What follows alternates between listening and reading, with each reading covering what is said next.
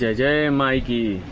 जय श्री महाकाल। जय माँ जगदम्बा भवानी आदि शक्ति भवानी माता कालिका भवानी की जय। मैं शिवर्णव रुद्र, मैं एक साधक। अभी फ़िलहाल में जो हाल ही में जो चल रहा है ये भरत भूषण तिवारी जी का जो एनकाउंटर हुआ, उसको एनकाउंटर बोलना ही पाप है ना। वो है हत्या, ठीक है, वो हत्या है एक। अब समझने वाले से एक बात है कि उस हत्या के बाद भले ही जीते जी भरत भूषण तिवारी जी ने बहुत कुछ किया हो, लेकिन उससे ज़्यादा मरने के बाद कर दिया है। उन्होंने पूरे यूपी, बिहार, झारखंड से लेकर देश दुनिया तक के जगा दिया उन सबको। अब रही बात, उनकी हत्या कुछ गुंडों ने कर दी। रक्षक तो बोल नहीं सकते, गुंडा ही बोलेंगे उनको, है ना। उन गुंडों ने कर दिया उनकी हत्या जानबूझकर, है ना। अब मैं इस वीडियो बनाने का मेरा उद्देश्य यही था कि मैं साफ शब्दों में एक चीज़ें बता दे रहा हूँ कि भरत भूषण तिवारी जी थे ब्राह्मण, ठीक है, और ब्राह्मण के साथ साथ थे एक साधक, ठीक है। वो एक ब्राह्मण भी थे और एक साधक भी थे। अब उनको मारने के बाद वो ब्रह्म हत्या का दोष लगेगा, और ब्रह्म हत्या का दोष इतना खतरनाक होता है कि शायद ही इससे कोई मुक्त हो पाता है। स्वयं महादेव को भी ब्रह्म हत्या का केस लगा था, है ना।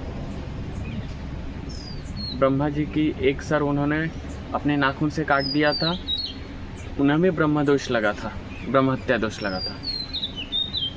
अब रही बात, भरत भूषण तिवारी जी तो चले गए,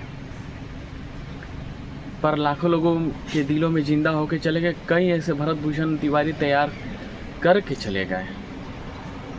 अब वो एक साधक थे, एक सात्विक इंसान थे, और ऊपर से न्याय के लिए लड़ते थे। अब रही बात, उनकी अकाल मृत्यु दी गई है, तो अकाल मृत्यु होने के कारण वो तो पापी इंसान थे नहीं, शुद्ध इंसान, पवित्र इंसान थे। तो उससे क्या होगा कि उनकी जो आत्मा है वो एक योनि में जाके, जिसे हम बोलते हैं ब्रह्मदेव योनि। जैसे हर गांव में एक ब्रह्मदेव होता है ना, गांव का रक्षक भी होता है, और उनके चल चालन से ही पूरा गांव चल पाता है। अगर उन्हें भोग प्रसाद ना दिया जाए तो गांव की दुर्गति हो जाती है, एरिया की दुर्गति हो जाती है, उस जगह की दुर्गति हो जाती है। वो तो पापी इंसान थे नहीं। अगर वो पापी इंसान होते तो ब्रह्म राक्षस बन जाते, पर वे देव योनि में जाएंगे, वो एक बहुत ही उग्र शक्ति बनेंगे। अब इससे क्या होगा कि इनके जो हत्या करने वाले हैं, मुझे लगता है कि उनको तो बच के ही रहना चाहिए। क्यों? ब्रह्म हत्या के बाद, मरने के बाद भी इंसान छोड़ता नहीं है जब तक अपना वो उद्देश्य पूरा ना करे, है ना। ये ब्रह्म हत्या इतना खतरनाक होता है। अब एक क्रांतिकारी इंसान को मारना, धोखाधड़ी से मारना, और जितने लोगों ने मारा, जितने गुंडों ने मारा, है ना, उन सभी पे वो ब्रह्म हत्या का दोष लगा है। सभी पर भरत भूषण तिवारी जब अपने देव योनि में, जब अपनी शक्तिशाली योनि में आएंगे तो सबसे बदला लेंगे, किसी को छोड़ेंगे नहीं। तो बच के ही रहना उचित है।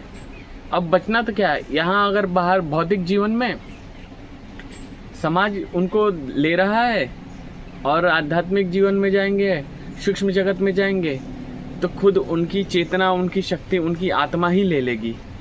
मतलब कहीं से बचने का उपाय नहीं है। वो चारों तरफ से घिर गए। मरते मरते भी उन्होंने पूरे भ्रष्ट सरकार के पूरी भ्रष्ट नीति को तोड़ डाला, पूरी भ्रष्ट नीति को तोड़ डाला। अब रही बात कि अब सरकार से माननीय श्री मुख्यमंत्री जी सम्राट चौधरी जी से हाथ जोड़कर निवेदन है कि उन आरोपियों को, उन दोषियों को जांच पड़ताल करके उचित से उचित दंड दिलवाया जाए। बस इतना ही आग्रह है। और सबसे बड़ी बात, मज़े की बात ये देख लीजिए, ना तो कोई भोजपुरी का स्टार आया, आने वालों में से खेसारी लाल जी आए, है ना, खेसारी लाल जी आए, एक बाल कलाकार, क्या नाम है उनका, नाम मुझे याद नहीं आ रहा है ना, वो आए, रितेश पांडे जी आए, राकेश मिश्रा जी आए, और बाकी जो बड़े कलाकार थे पता नहीं कहाँ गायब है, उनका अता पता नहीं है ना। तो इस बातों पर ध्यान दीजिए।